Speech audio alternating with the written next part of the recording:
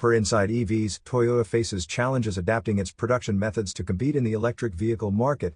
Tesla and Chinese automakers like BYD have reimagined car manufacturing using lighter materials like plastic for parts traditionally made of steel. For example, Tesla's cross-car beam weighs 14 pounds compared to Toyota's 20-pound steel version.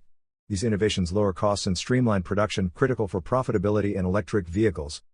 Toyota's traditional kaizen philosophy, which focuses on incremental improvements, struggles to match this ground-up reinvention. However, Toyota is actively developing its own electric vehicle platform, including solid-state batteries, which could be a breakthrough if successfully commercialized. Meanwhile, Volvo and Polestar face uncertainty due to potential U.S. restrictions on Chinese car technology. The Volvo EX30 and Polestar 2, both manufactured in China, could be impacted, though details remain unclear. In other news, Porsche reported that 27% of its global sales in 2024 were electrified vehicles, up from 22% last year.